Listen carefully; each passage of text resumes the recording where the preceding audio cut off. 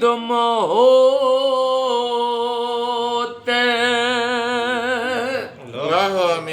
पाण ईद मोते कुछ आओ बेअग भरी थिया मता चवे मखान बलोच हिन कमीनीअ मां की न थियो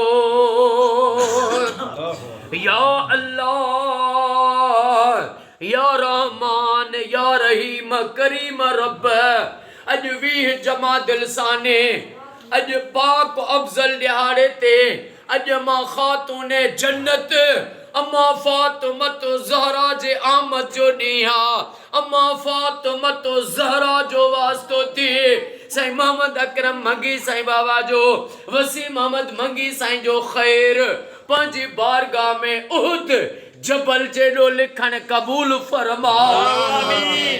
ओ मौला साईं वसीम अहमद मंगी साईं के ओ मौला रोज़ी में ज़ाहिरी ऐं गैबी गंज गंज गंज अता फरमा आमीन।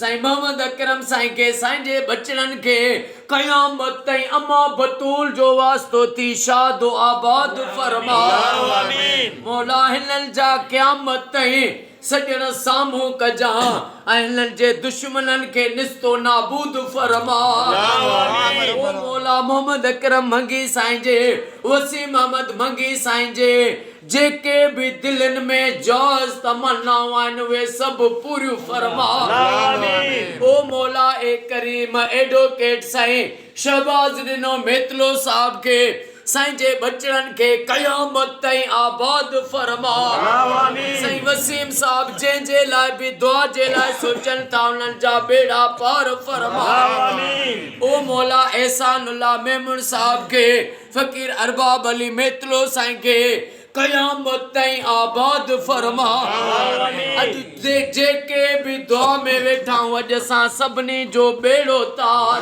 आमीन। असां सभिनी जो बेड़ो तार आमीन। ओ मौला महबूब जी सारी उम्मत के फिरके वारियत खां बचा अली असगर जो वास्तो थिए सॼे पाकिस्तान में सऊदी में ईरान में इराक में शाम में फ़लस्तीन में मिस्र में घर घर में लख सलवातूं थियनि या दुआ मुंहिंजी कबूल फरमा आमीन।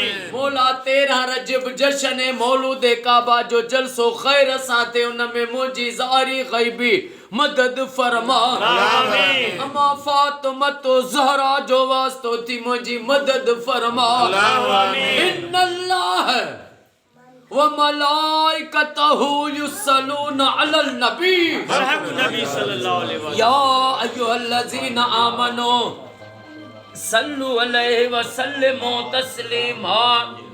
वकार है ओ मौला वकार मंगी साईं के शहजाद मंगी साईं के क़यामत ताईं आबाद फरमा आमीन। ओ मौला वसीम साईं के साईं जे सभिनी भाइरनि भेनरुनि के क़यामत ताईं इन्हनि जा पाण में इन्हनि जी मोहबतूं सलामत रहनि इन्हनि के शादो आबाद फरमा आमीन। ओ मौला हिननि में कॾहिं के नफ़रतूं न थियनि नबी साईं जे सदके हिननि जा क़यामत ताईं वेढ़ाई वसंदा रहनि अॼु इहा दुआ असांजी क़बूल फरमा आमीन।